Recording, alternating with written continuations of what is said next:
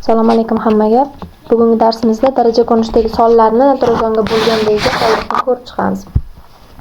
Misol uchun bitta misol bilan boshladik. 2023 ni 2023 ni 11 ga bo'lgandagi qolliqni toping. Xo'p, bizda natural sonimiz tub son bo'lsa, ya'ni 11 bo'lsa, bizda tayyor formula bor. A ning P minus birinchisini shu P ga bo'lganda bir qolliq qoladi. Bu degani darajani 11 dan bitta kam naturalizonga keltirib olishimiz kerak. Qani ishlab ko'ramiz. Shundan kelib chiqadi, mana bizda keltirib qo'ydim. 11 dan bitta kam sonimiz bu A ning 10-chisi bo'ladi. P ning o'rniga 11 qo'ysangiz 10 chiqadi-ku, birda ayirsak. 11 mana bu 11 mana P ning o'rnida turibdi. Qanaqadir K ga ko'paytirasiz va bir qoldiq qoladi.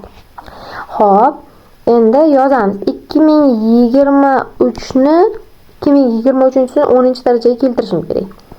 10-chisi ning 202-chisi bo'ladi. Ko'paytirilgan va yana 2023 ning kubi. Xo'p, bizda 2023 ni mana bu yerga yozib qo'yaylik. 2023 ni 10-chisi 11 ga bo'lganda bir qoldiq qoladi. Xo'p, 2023 ni 10-chisini o'rniga 1 qo'ysam, 1 da 202-chisi baribir ham 1 ga teng. Bizda qoladi 2023 ni kubi qoladi. 2023 ni kubini 2023 ko'paytirilgan 2023 ko'paytirilgan 2023 qolib yozib olsak. Maydalab tushuntiryapman-da. Xo'p, ana endi bitta 2023 ni 11 ga bo'lamiz. 11 ga bo'lamiz. 20 ning ichida bitta bor, 11 92. 92 ning ichida 8 ta bor. 88. Xo'p. 43. 43 ning ichida 3 ta bor. 33 bo'ladi va 10 qoldiq qolyapti. Xo'p, 2023 da 11 ga bo'lganda 10 qoldiq qolsa, 10 ko'paytirilgan qoldiqlarni yozib ko'paytiramiz. 10. Bu ham teng bo'ladi 1000 ga. Ana endi 1000 ni 11 ga bo'lamiz. 1000 bo'lingan 11. Xo'p, 100 ni ichida 9 ta bor. 99 10 qoldiq. Demak, bizda 1000 ni teng mod 11 ga bo'lsak 10 qoldiq qoladi. Bundan ko'rinib turibdiki, 2023-sini ham 11 ga bo'ladigan bo'lsak,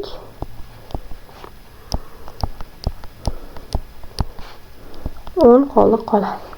Mana. Bu birinchi usul. Maydalab tushuntirdim. Ana endi bizda ikkinchi usulni qarab ko'ramiz. Ikkinchi usul. Xo'p. 2023-ni 2023-sini 11 ga bo'lish kerak. 11 ga 11 ga bo'lgandagi qoldiq topish kerak. Xo'p, biz buni ishlashimiz uchun 2023 darajasida 2023 qilib yozib olamiz. Ana endi 11 da yozamiz. 11 tub son bo'lganligi uchun mana bu boyagi formuladan, mana bu formuladan, mana darajasi minus 1 ligi uchun 11 minus 1 10 ni beradi. Darajasiga 10 deb yozamiz. Ana endi 2023 da 11 ga bo'lamiz. 2023 bo'lingan 11. Sonni songa, darajani darajaga bo'lishimiz kerak. Hop. 11 ga bo'lsak 183tadan boya ham bo'ldik-ku, 10 qoldiq qoladi. Yozamiz. 10 qoladi bo'lsak, qoldig'i 2023 ni 10 ga bo'lamiz. Qoldig'ini yozamiz o'rniga. Eslab qoling, qoldig'ini 2023 esa 10 ga bo'lamiz. Bunda qoldiq 3 bo'ladi. Demak, darajasiga 3 yozamiz. Bundan ko'rinib turibdiki, bu chiqadi 1000. 1000 ni 11 ga bo'lasiz. Qoldiq 10 qoldiq bo'ladi.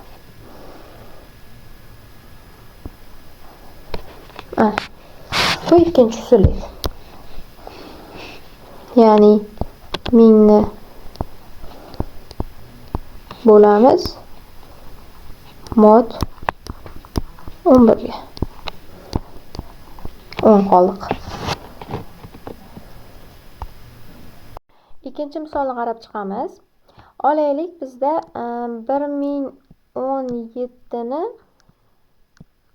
2029 darajasi bo'lsin. Shuni nechaga? 7 ga bo'lgandagi qoldiq necha deb so'ralsa, bu yerga ikkinchi usuldan foydalanamiz. Xo'p, bizda 7 tub son bo'lganligi uchun 1017 darajasida 2029 yozamiz. 7 darajasi bitta kam. Tub son bo'lganligi uchun faqat tub sonlarda o'rinli. Xo'p, 1017 ni 7 ga bo'lamiz.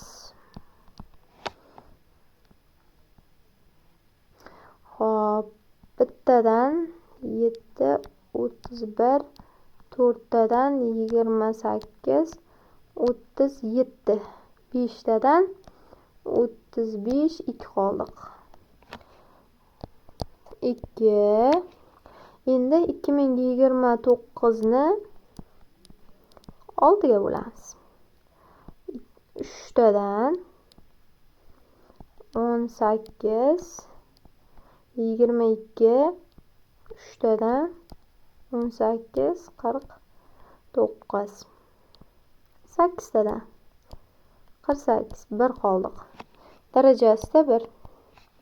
Bu 7 dan kichkina bo'lganligi uchun 2 qoldiq bo'ladi. O'zi bo'ladi 2 ni. 1017 ni 2029-sini mod 7 ga bo'lganda qoldiq 2. Ana shunday bo'ladi. Xo'p, 3-misolni ko'rib chiqamiz.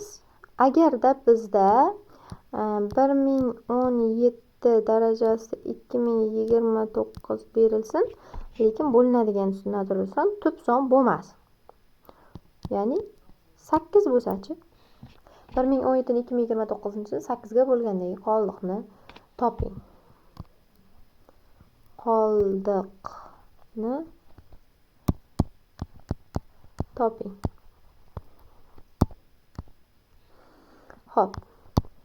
Biz 1017 ni birinchi 8 ga bo'lib ko'ramiz. Maydalaymizda. 10 ichida bitta bor, 8, 21, 2 ta bor, 16, 57, 7 ta bor, 56, 1 qoldiq. Xo'p, 1017 ni o'rniga 1 ni yozamiz, qoldiqni 2029-sini x desak mod 8 ga bo'lgandagi qoldig'ini topsak. Bunda 1 da har qanday darajasi 1 bo'lganligi uchun x ham 1 ga teng bo'lib qoladi. Ana endi agarda maydalaganimizda 1 qoldiq qolmasa. Xo'p, bu bo'yicha ham ko'rib chiqamiz. 4-misol. 1020 3-chi 2029-sini 8 ga bo'lgandagi qoldiq. Hop, 1023 ni 8 ga bo'lamiz. Bittadan 8, 22, ikkitadan 16, 63. Xo'sh. 7tadan 56, 7 qoldiq. Xo'sh, 7 qoldiq qoladigan bo'lsa, yozib olamiz o'rniga. 7 darajasida 2029 x mod 8 bo'lsa. Endi bizda shunday narsa borki, 7 8 dan bitta kam bo'lganligi uchun minus 1 ning 2029-si desak ham bo'ladi. Mod 8. Baribir ikkoviniki ham bir xilda, minus 1 bo'lsa ham, 7 bo'lsa ham qoldiq bir xil bo'ladi. Endi minus 1 da 2029-si bu minus 1. Minus 1. Minus 1 ni 8 ga bo'lgandagi qoldig'ini topishimiz uchun bunga bitta kam bo'lganligi uchun bitta qo'shib olsak, qoldiq. Ya'ni 7 bo'lib qoladi. Minus 1 bo'lib qolsa agar qoldiq, bitta kam olamiz. Mana shu sonimizdan bitta kam olsak, bu 7 ni beradi. Demak, 1023 da 29-si 8 ga bo'lgandagi qoldig'imiz 7 chiqar ekan. 7. Davom etamiz. 5 darajasida 2029 da 8 ga bo'lgandagi qoldig'ini topishimiz kerak. Ana endi bu minus 1 va 1 dan boshqa holatlarda ko'rib chiqadigan bo'lsak, 8 ni 5 ni nechinchisini 8 ga bo'lganda 1 qoldiq qoladi. Shuni ko'rib olamiz. Bizda 5 ni kvadrati, ya'ni 25 bo'ladi. 25 8 ga bo'lsak 1 qoldiq qoladi.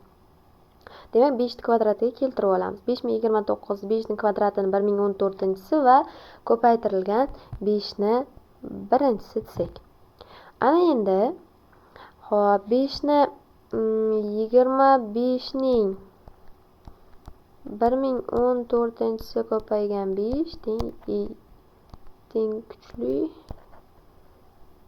mod 8. 8 ga bo'lganda qoldiq.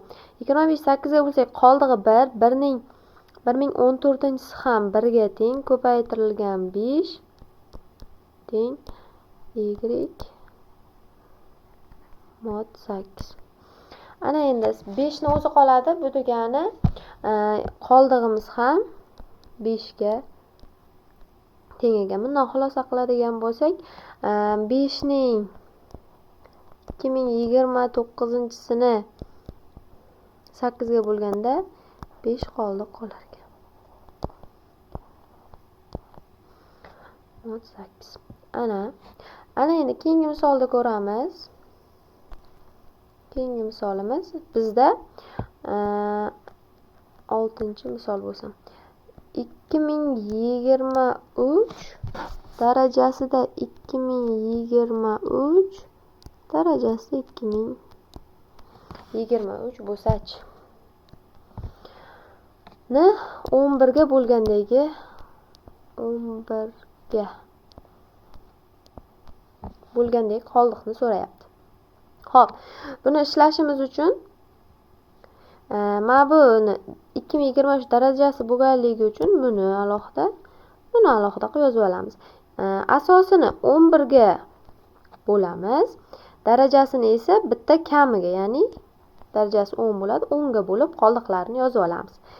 Boya yuqorida ko'rgan usulimizga o'xshatib 2023 da 11 ga bo'ladigan bo'lsak, qoldig'imiz 10 qoladi. Xo'p, biz ishlashimiz kerak. 2023 darajasida 2023 ni 10 ga bo'lgandagi qoldiqni topishimiz kerak. Buning uchun 10 ga bo'lgandagi qoldiq topishimiz uchun biz 2023 da, ya'ni 3 ning oxirgi raqami 2023-ni topib olishimiz kerak. Xo'sh, 2023 ni 4 ga bo'lamiz. 5 tadan 20, 0, 2, yetmaydi, 23, 0, 5tadan 23 qoldi. 3 qoldi. Bu degani bo'lsak 2023da oxiri 3 da 2023 oxiri 3 bilan tugar ekan. Endi bunda bo'ladi, topganimizdan keyin 3 ning 3-chisi bo'lsa, bu bo'ladi 27. 27 oxiri 7. 7 ni 10 ga bo'lsak, qoldiq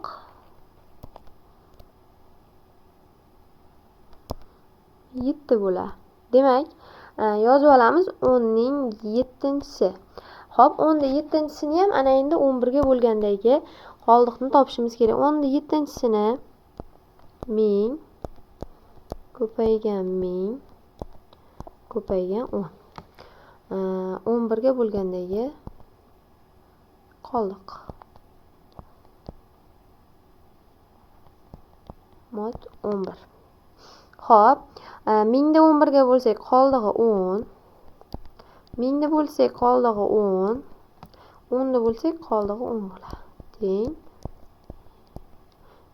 x mod 11. Yana 1000 bo'lib qolyapti.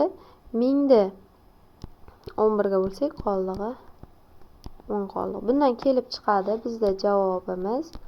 Xo'sh, 2023 darajasida 2023 darajasida 2023 ni 11 ga bo'lganimizda 10 qoldiq qolar ekan. Ana shunaqa bo'ladi.